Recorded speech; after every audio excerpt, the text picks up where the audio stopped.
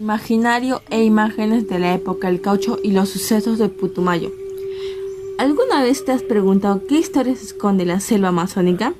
Bueno, el día de hoy exploraremos una de las más oscuras, que es la época del caucho, un periodo marcado por la riqueza y progreso para pocos, pero también sufrimiento y resistencia de muchos.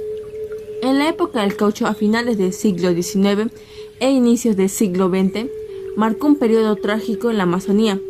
Durante este tiempo se construyó un imaginario que retrataba a los indígenas como seres primitivos, ajenos a progreso, con el fin de justificar la explotación y el despojo de sus territorios. Sin embargo, lejos de ser resistentes al cambio, los indígenas aceptaron herramientas y mejoras que facilitaban su vida, rechazando solo la enajenación de sus tierras. A pesar de la violencia histórica, los pueblos indígenas han emergido como factores claves en la construcción de una vida plural y democrática para el país.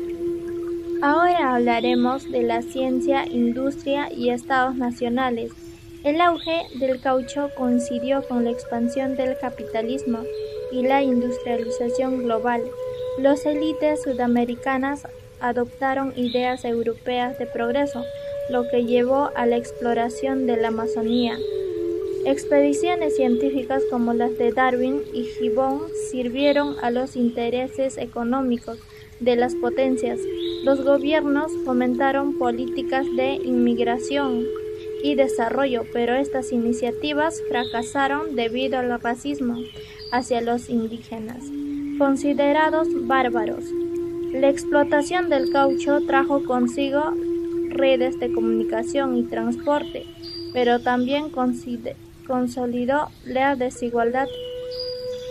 A continuación hablaremos del auge de la explotación del caucho y la barbarie. La historia del caucho en el Perú refleja un ciclo de auge y colapso económico. Tras la vulcanización de Gouyer en 1839, la demanda global aumentó y con ella la explotación intensiva de la Amazonía.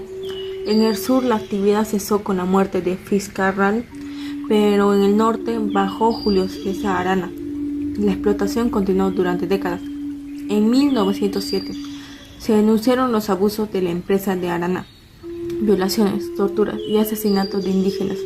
A pesar de las denuncias, las investigaciones internacionales, los caucheros justificaron sus actos como labor civilizadora. El imaginario sobre el salvaje. Durante el auge del caucho, los caucheros propagaron la idea de los indígenas como salvajes, una imagen que justificaba su explotación. Esta visión, alimentada por teorías de evolución social, consideraba a los indígenas como el escalón más bajo de la humanidad. Los caucheros se veían como civilizadores y héroes. Personajes como Rey de Castro defendieron esta narrativa, apelando al patriotismo y el progreso. El uso del término salvaje no era nuevo, ya desde la conquista se empleaba para justificar la opresión, ahora bajo un discurso de modernización y orden. El argumento del canibalismo. Era tanta la humillación en la época del caucho que los caucheros les pusieron el argumento de caníbales a los indígenas e incluso decían que necesitaban ser civilizados. Pero estudios de Raimondi y Marcoy señalan que el canibalismo entre los indígenas era una práctica ritual, no común. Se distinguen dos tipos de canibalismo: el endocanibalismo, que implica consumir a los parientes fallecidos como un acto simbólico, y el exocanibalismo, que consistía en consumir partes de los enemigos para adquirir sus virtudes. Con esos datos, los caucheros deshumanizaron a los indígenas y usaron esta herramienta para justificar su opresión en la explotación del caucho. El imaginario del indígena salvaje y caníbal permitió a los caucheros justificar sus crímenes en nombre del progreso. Ese discurso de civilización encubría un profundo racismo que se extendió desde la época de la colonización hasta el auge del caucho.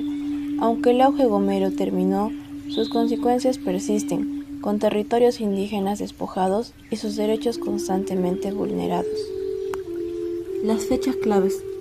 Del siglo XVI, la bula papal de 1531 cambia la visión sobre los indígenas como no humanos.